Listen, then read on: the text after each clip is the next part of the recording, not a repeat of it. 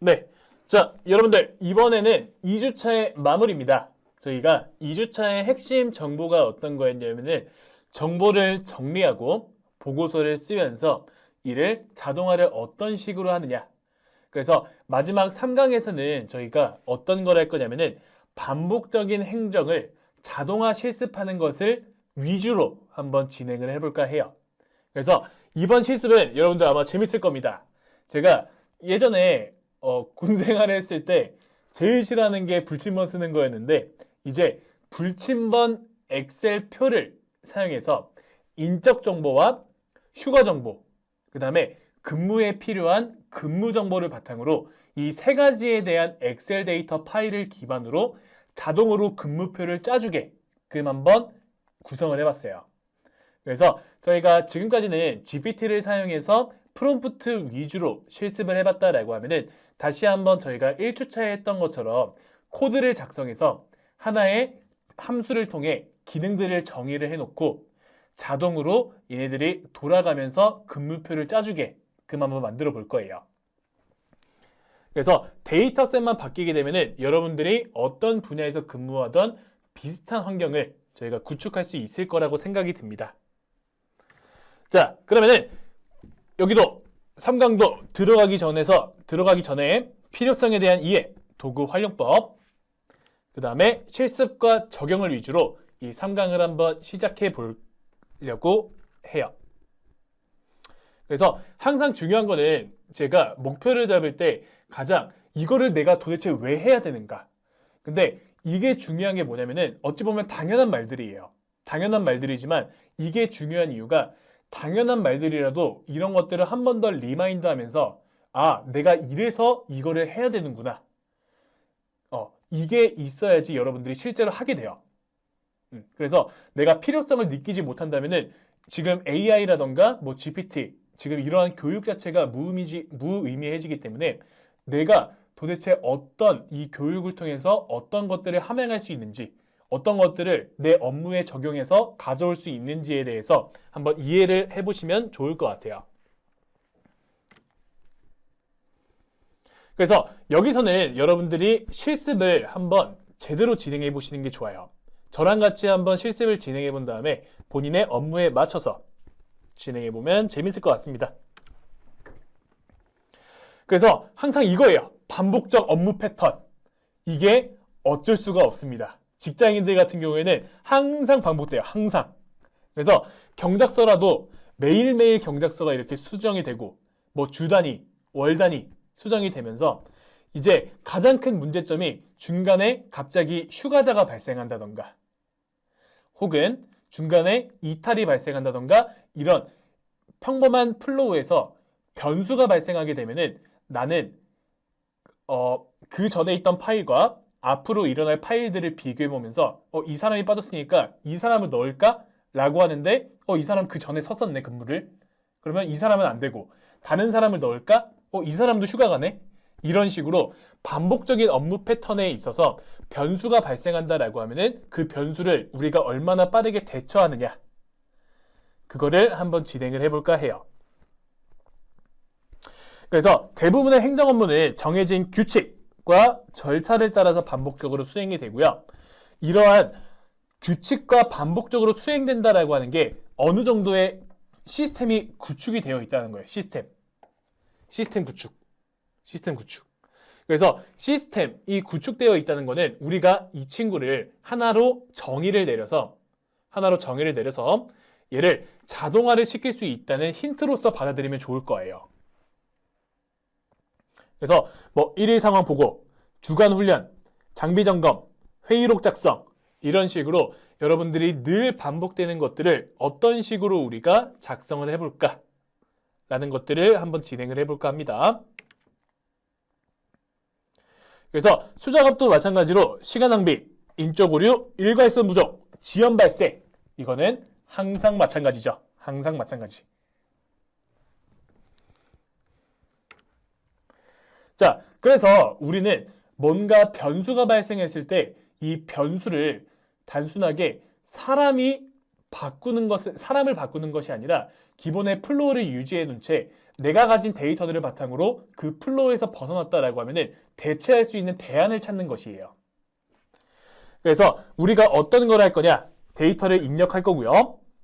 자동으로 AI가 알아먹을 수 있게끔 변환할 거예요. 알아먹을 수 있게끔. 이제 여기서 다시 한번 저희가 파이썬으로 진행을 할 건데, 잠시만요. 파이썬으로 다시 한번 진행을 할 건데, 자, 자동 변환이 필요한 이유. 여러분들 기억날까 모르겠어요. 엑셀 파일과 이 파이썬이라고 하는 언어 생태계는 지금 마찬가지로 표 형태로 데이터를 저장하긴 하지만 실제로는 확장자라던가 알아먹을 수 있는 구조 자체가 달라요. 파이썬은 기본적으로 이 판다스라고 하는 라이브러리를 사용해서 데이터 프레임이라고 하는 형태의 표를 가지고 있어요. 얘는 생긴 거는 지금 같은 표이지만 얘는 확장자가 엑셀 파일의 확장자고요. 파이썬 같은 경우에는 확장자라고 보기에는 애매하지만 이 표 형태의 자료형, 이 데이터 프레임이라고 하는 종류다. 그래서 우리가 항상 생각해야 되는 게, 여러분들 안 보이니까 제가 이렇게 한번 해볼게요. 데이터 프레임. 그래서 여러분들 항상 생각해야 되는 게, 이 프로그래밍에서의 값은 항상 본인이 들어갈 수 있는 공간이 정해져 있어요. 예를 들어서 동그란 원을 넣을 수 있는 구멍이 있어요. 원을 넣을 수 있는 구멍. 근데 우리가 아무리 노력해봤자 이 네모난 것을 여기다가 집어넣으려고 하면은 구멍 자체가 맞지 않기 때문에 들어가지가 않아요. 들어가지가 않는다. 그래서 항상 이 데이터를 분석하고 변환하는 과정은 어찌 보면 가장 핵심이에요. 가장 핵심.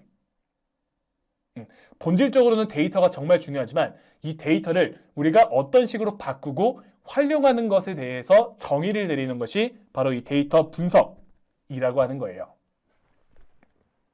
그래서 우리는 이제 데이터를 변환을 한 다음에 얘를 다시 한번 보고를 통해서 완벽한 경계작전 명령서를 만들어내는 실습을 본격적으로 진행을 해볼 겁니다.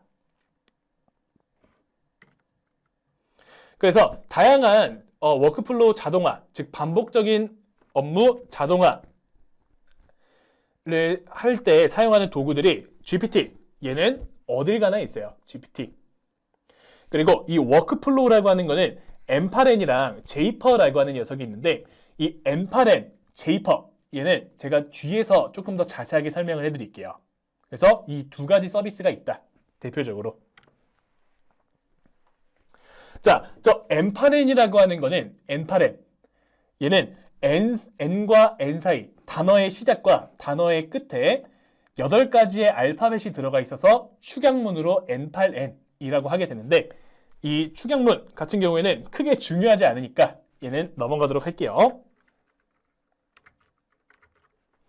자, 얘는 어떤 구조로 일을 하느냐? 얘는 하나의 프로세스예요. 근데 프로세스가 무엇이냐라고 하면은, 우리가 여러분들이 뭐 구글에 있는 지메일, 그리고 여러분들이 어떤 협업 툴을 사용할지는 잘 모르겠는데, 예를 들어서 뭐 카카오톡을 사용한다.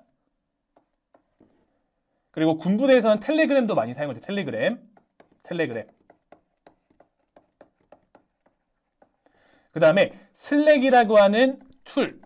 이렇게 여러분들이 일하는 환경이 다양한 툴을 가지고 유기적으로 연결이 되어 있을 거예요. 근데 이 유기적으로 연결이 되어 있을 때 저 엠파렌 혹은 제이퍼라고 하는 녀석은 이제 저 유기적으로 연결되어 있는 것들을 이렇게 선을 그어줍니다. 서로서로 소통할 수 있게끔. 그래서 저 슬랙이라고 하는 어플리케이션과 구글이라고 하는 어플리케이션은 전혀 다른 회사죠. 회사가 아예 다르잖아요. 근데 회사와 회사가 다르더라도 서로 만약에 메일이 도착한다. 메일이 이렇게 띠링하고 울린다. 그러면은 이제 구글에서 지메일을 통해서 메일을 전달받으면은 슬랙에 알림이 가게끔 이렇게 플로우를 만드는 거예요. 워크플로우. 이런 것들을 워크플로우라고 해요. 그래서 여기 나오면은 여기 N과 N 사이에 글자가 하나, 둘, 셋, 넷, 다, 여, 일곱, 8개가 있습니다. 그래서 엠파렌이에요. 줄임말. 그래서 이 노드와 어토메이션이라고 하는 게 있는데 이 하나의 노드는 원이라고 한번 표현을 해볼게요. 원. 그 다음에 여러 가지 어플리케이션이 있다라고 했을 때 어플리케이션이 하나, A라고 하는 앱, B라고 하는 앱, C라고 하는 앱이 있다라고 생각을 해볼게요. 얘네들은 서로 다른 회사들이에요. 근데 M8N을 하게 되면은 이 노드와 노드 사이를 간선으로 이렇게 연결하게 됩니다. 간선. 그냥 하나의 선이라고 보시면 돼요. 그러면은 이 알파벳을 D라고 한번 써볼게요. D에 만약에 이벤트가 발생했다. 이벤트가 발생하게 되면은 D랑 A는 연결되어 있기 때문에 이 이벤트를 A라고 하는 어플리케이션에 전달을 해요. 그리고 A랑 B가 연결되어 있다라고 하면은 A는 D에게 전달받은 이벤트를 바탕으로 B한테 다시 한번 이벤트를 전달하고 이런 식으로 서로 다른 생태계에 있는 어플리케이션이지만 유기적으로 연동하는 것을 M8N이라고 합니다. M8N. 그래서 이 M8N이라고 하는 거는 노코드 툴로 저희가 화면상에서 노드를 이렇게 생성하고 이렇게 그림을 그린 다음에 이렇게 연결을 해요. 근데 이제 한번 우리가 호출할 때마다 이렇게 이벤트가 전달될 때마다 과금이 되는 형식이에요. 혹은 토큰을 소모하는 형식이에요. 토큰 소모. 그래서 이런 것들을 이 현장에서 지원이 충분하게 이루어져야지 할 수 있는 서비스들 중에 하나입니다.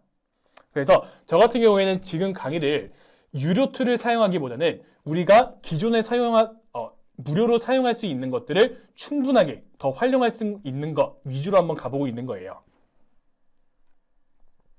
그래서 제가 말씀드렸던 것 중에 노드가 있다라고 했을 때 여기서는 예시가 나와요. 뭐 구글 시트, 엑셀, GPT, 노션, 슬랙 등의 다양한 플랫폼들을 유기적으로 이렇게 연동하는 거예요. 그리고 유기적으로 연동할 때 우리가 규칙을 어떻게 짜느냐. 이렇게 단순하게 웹 환경에서 우리가 그림을 그리듯이 만들 수도 있긴 하지만 실제 파이썬 스크립트를 통해서 규칙들, 즉 코드들을 이렇게 나열할 수도 있어요. 그리고 이제 여기서 트리거라고 하는 개념이 나오는데 트리거는 방아쇠죠, 방아쇠. 즉 A라고 하는 노드에 이벤트가 도착을 했다. 즉 이것이 트리거가 당겨졌다라고 보면 되는 거예요. 즉 A랑 B가 이렇게 연결이 되어 있다라고 가정했을 때 A에 이벤트가 이렇게 전달이 되면은 트리거가 당겨졌다라고 표현을 하고 트리거가 당겨졌으니까 A랑 연결된 B에도 이 이벤트에 대한 총알이 발사가 되는 거예요. 그래서 이 M8에는 어떤 식으로 가장 많이 쓰느냐? 이메일을 받으면은 자동적으로 보고서를 생성해 준다던가 아니면 자동으로 요약을 해서 어딘가 뭐 노션이라던가 슬랙이라던가 이런 곳에 요약된 요약문을 전달하는 형식으로 우리가 사용을 할 수가 있게 돼요.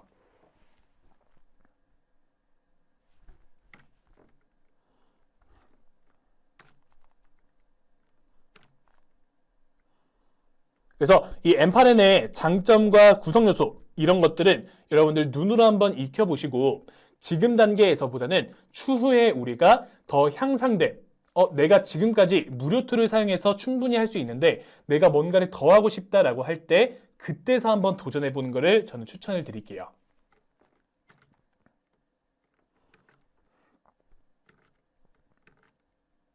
그리고 자이퍼라고 하는 녀석도 마찬가지로 얘는 클라우드 기반입니다. 아까 M8N 같은 경우에는 로컬 기반이라고 아마 나와 있었을 거예요. 잠시만요. 로컬 서버나 폐쇄명 환경. 이게 어떤 거냐면은 우리가 클라우드 환경이다 라고 하면은 여러분들이 어떤 식으로 생각하면 좋냐? 우리가 본인들의 컴퓨터가 아마 여러분들이 이렇게 있을 거예요. 그리고 여러분들이 만약에 뭐 아이클라우드 이런 서비스를 쓴다 라고 하면은 얘는 원격 클라우드 서비스라고 해요. 클라우드 환경.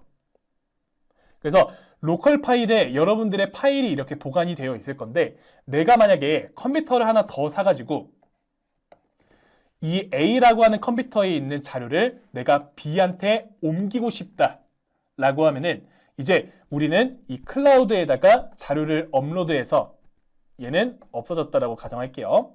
필요할 때마다 이렇게 당겨오는 형식으로 우리가 공유를 하는 거예요. 그래서 저 M8N과 자이퍼라고 하는 거의 가장 큰 어찌 보면 핵심 차이가 로컬 환경이냐 클라우드 환경이냐 이것이 될 수도 있어요. 근데 위험한 거는 말 그대로 또 보안이 이슈가 있겠죠. 클라우드라고 하는 거는 외부에 있는 회사가 우리에 있는 정보를 가지고 있는 거니까 이것도 마찬가지로 여러분들 항상 주의를 요하셔야 돼요.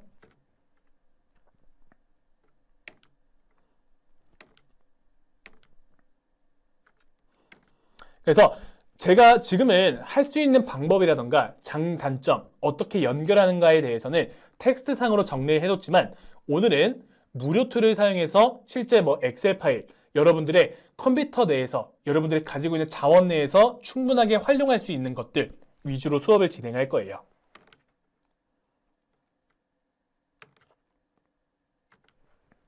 자, 그러면은 여기까지가 이론 수업이고요. 이 학습전공 퀴즈 같은 경우에는 여러분들 M8M 혹은 자이퍼 같은 경우에 이 충분한 이론 설명들을 잘 읽어보신 다음에 한번 풀어보시면 될 것 같고 저희는 이제 실습에서 만나도록 하겠습니다.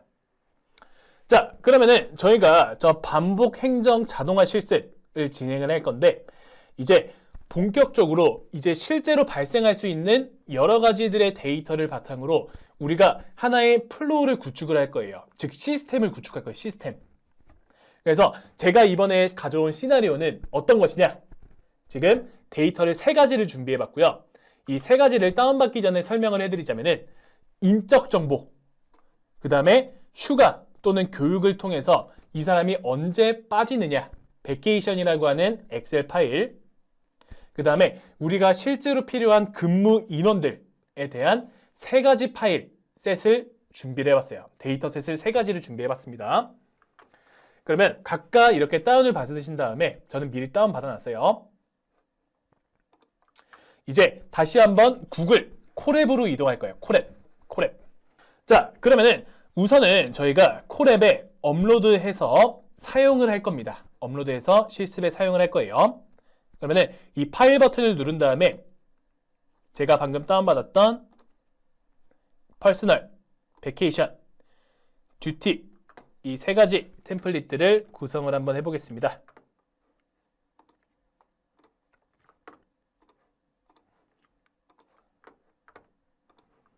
자, 그러면은 이런 식으로 3가지의 파일을 저희가 준비를 해봤고요. 이 파일에 뭐가 들어있는지도 한번 봐야겠죠, 여러분? 자, 퍼스널 한번 들어가 보겠습니다. 자, 그러면은 이 퍼스널에는 어떤 정보가 들어있느냐? 사람들이 들어있고요. 소속과 보직, 숙련도, 그런 다음에 오늘의 중요한 점은 야간 근무. 여러분들 근무를 서야 됩니다. 그리고 일일 최대 근무 시간까지 저희가 리미트를 걸어 놓을 거예요. 리미트.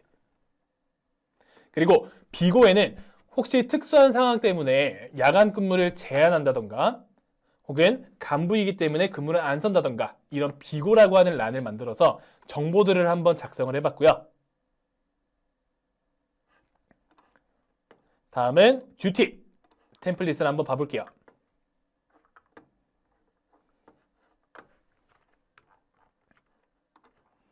자, 이 듀티 템플릿이라고 하는 거는 00시부터 02시까지는 2명 그리고 야간에 대한 여부 왜냐면은 우리가 야간 근무 불가능 인원이 있었기 때문에 야간 근무가 불가능한 인원은 아침과 주간으로 뺄 겁니다. 예외는 없어요. 그래서 이런 식으로 한번 준비를 해봤습니다. 그리고 휴가자는 애초에 근무를 들어갈 수가 없기 때문에 휴가에 대한 정보들도 따로 이 엑셀에다가 정리를 해봤어요.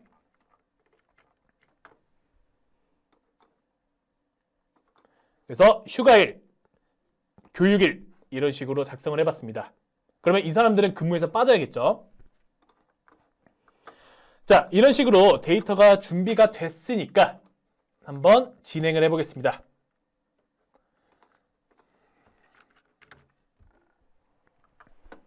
자, 제가 아까도 말했듯이 지금 저희가 받은 세 가지 파일은 엑셀 파일이에요. 즉 파이썬이 읽을 수 있게끔 변환하는 라이브러리가 필요합니다. 즉 엑셀 파일을 읽고 쓸 때 판다스가 내부적으로 사용하는 도구, 그 다음에 실제 판다스, 그 다음에 워드 파일. 아직 워드 파일은 없긴 하지만 나중을 위해서 미리 만들어놨어요. 그러면 이런 식으로 우리가 인스톨, 사용할 준비를 맞춰놓는 거예요. 라이브러리를 다운받은 겁니다. 자, 그런 다음에 이제 두 번째 셀에서는 우리가 라이브러리를 가져오고 기존 날짜를 설정을 할 거예요. 자, 컴퓨터한테 오늘이 며칠이야도 알려줄 겁니다.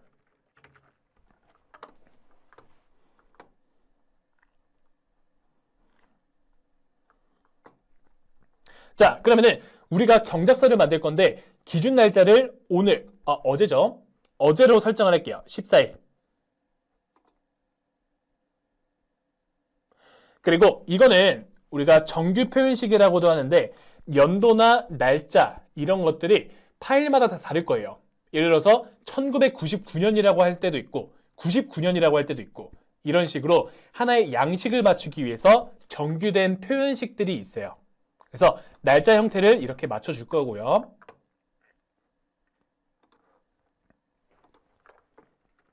자, 그리고 가장 중요한 건 데이터죠. 데이터. 자, 저희가 이미 이 파일 경로에다가 퍼스널과 베케이션, 듀티 템플릿들을 업로드 해놨어요. 그러면은 업로드된 파일을 우리가 읽어야겠죠. 읽어야 되니까 정확한 경로를 기입해줘야 돼요. 컴퓨터는 제가 아까도 말했듯이 바보입니다. 정확하게 말해줘야 돼요. 이곳에 이 파일이 있으니까 이걸 읽어 라고 한 거예요. 그러면 이 df 언더바 퍼스널, df 언더바 베케이션, df 언더바 듀티 템플릿 이라고 하는 변수에다가 제가 값들을 담아 놓은 거예요, 여러분. 그리고 하나씩 확인을 해보면은 이런 식으로 데이터가 잘 들어가 있는 걸 확인했네요.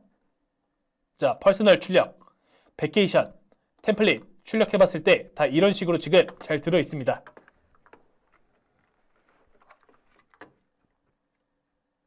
자, 그러고 나면은 이제 우리가 어떤 걸 할 거냐? 얘도 복사해서 붙여 넣어 볼게요.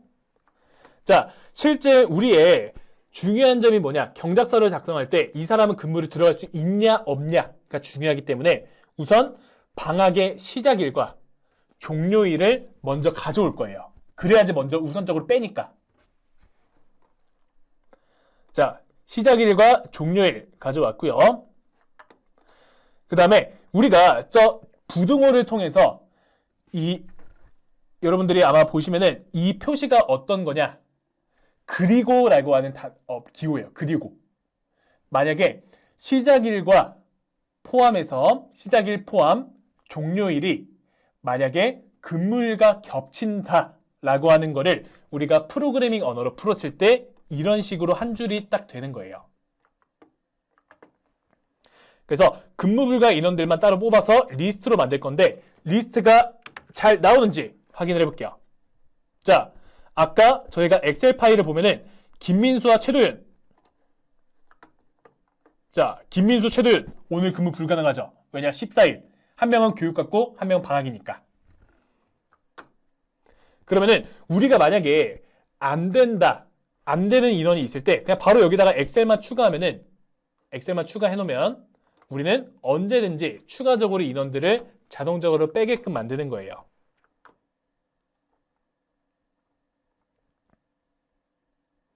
자, 그러면은 이제 우리가 데이터를 한번 정제를 했어요.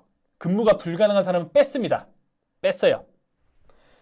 근데 빼는 것뿐만 아니라 정보를 기입해 놨어요. 그래서 원래라면은 근무 가능이라고 하는 컬럼이 없었는데 우리가 추가도 할 수가 있습니다. 추가. 그래서 저 데이터 프레임에 근무 가능이라고 하는 하나의 정보, 즉 특성을 추가해서 근무가 가능한지 안 가능한지를 true랑 false라고 하는 타입으로 한번 만들어 봤고요.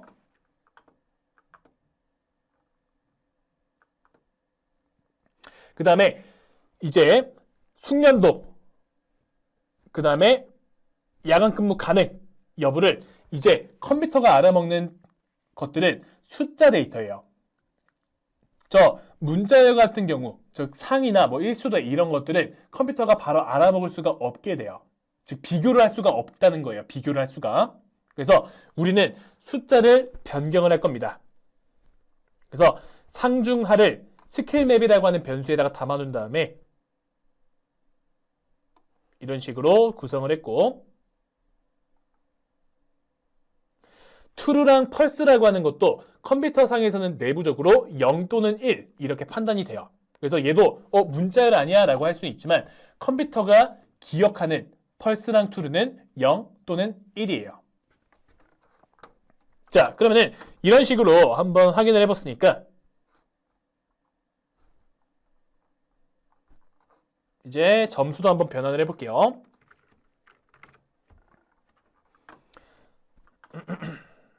자, 잘 됐습니다. 숙련도, 점수도 상중하가 3, 3, 2, 2, 3, 1 이런 식으로 변경이 됐네요. 그러면은 이제 근무 시간대를 넣을 슬롯을 하나 만들 거예요. 비어있는 공간. 자, 여러분들 이 코드 같은 경우에는 어떤 식으로 동작하는지 문법은 제가 전혀 중요하지 않다 했어요. 이제 여러분들은 이렇게 작성되어 있는 코드를 기반으로 나는 다른 도메인을 하고 있으니까 이렇게 바꾸고 싶은데, 그러면은 GPT 이런 것들을 사용하면은 여러분들이 충분히 반영할 수 있을 거예요. 자, 그러면은 저희가 듀 템플릿에 있는 시간대들을 이렇게 정리를 했고요. 시간대들. 그러면은 이제 이 시간대에다가 근무를 가능할 사람 2명을 이렇게 끼워 넣을 거예요. 00시에서 02시, 뭐 김민수, 최도윤 이렇게 집어넣을 겁니다. 자, 그러면은 저희가 알고리즘, 즉 플로우를 짤 건데 이것도 한번 진행해 볼게요. 자, 얘를 진행하게 되면은 이런 식으로 아까 시간대에 근무자들이 딱 들어갈 거예요. 자, 굉장히 안쓰럽습니다. 지금 2시간 단위로 들어가는 친구들이 발생해요. 사람이 없다 보니까 지금 한번 근무하고 쉬었다가 근무하고 굉장히 안쓰러운 상황이 펼쳐지고 있습니다.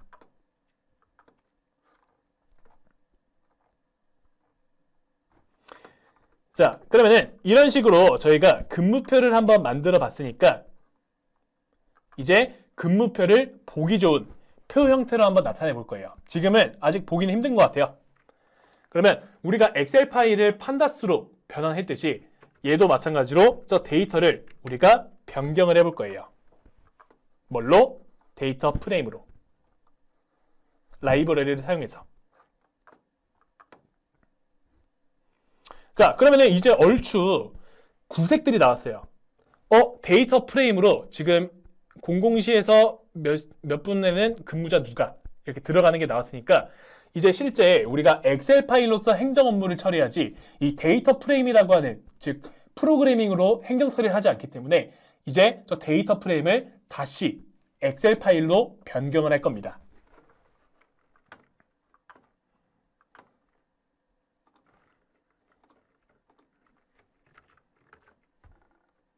자, 총 근무 시간도 이렇게 나타내 봤고요.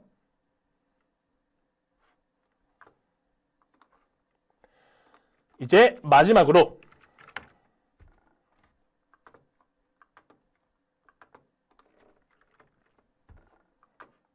자, 하나의 표로 한번 변경을 해볼 거예요. 자, 그러면은 저희가 아웃풋 엑셀 패스라고 했으니까 어떤 경로에다가 지금 엑셀을 아웃풋 출력을 해준 거예요. 그러면은 여기 폴더를 한번 보시면은 갑자기 뭐가 띠링하고 생긴 걸 확인했을 겁니다. 얘도 한번 확인해 볼게요.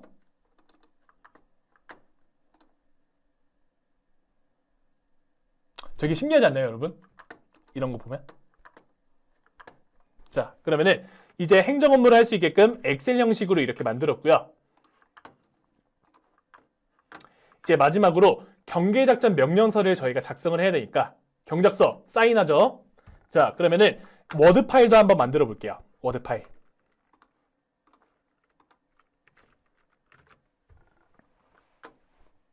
자, 여기도 어딘가에다가 지금 우리가 아웃풋을 한 것 같아요. 독스 파일로 지금 출력이 됐죠. 얘도 한번 확인해 볼게요. 조금 시간이 걸리고 있으니까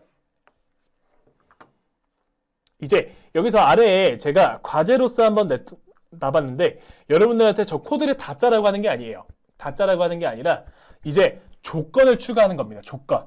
신병은 근무 배제, 간부는 2회 이하, 숙련도상은 최대 2개. 이런 식으로 여러분들은 이 조건을 바탕으로 어디에다가 내가 원하는 것들을 끼워 넣을 수 있는지 혹은 변경을 할 수 있는지를 파악하시면 좋을 것 같아요. 자, 거의 다 됐습니다. 이것만 확인하고 오늘 실습 마무리할 거예요.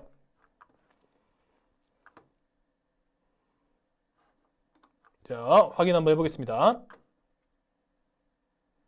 자, 그러면은 완벽하진 않지만 그럴싸하게 초안이 완성됐죠. 그럴싸하게. 그러면은 만약에 행정병이다라고 하면은 이 행정병은 이제 여기에 조금만 수정을 하면서 완벽한 경작서를 끝내는 거예요. 아니면은 여기 있는 데이터들만 쏙쏙 가져가던가. 그래서 이런 번거로운 행정 업무 같은 것들을 우리가 최대한 자동화를 시켰다라는 것을 코드로서도 한번 확인을 해봤습니다. 자, 그러면은 실습을 여기서 마무리하도록 할게요. 자, 그러면은 이제 우리가 이론이랑 실습을 통해서 오늘은 실습이 조금 길긴 했지만 이런 식으로 여러 가지 파일들을 조합해서 새로운 결과를 도출해내는 이런 하나의 플로우를 확인을 해봤어요.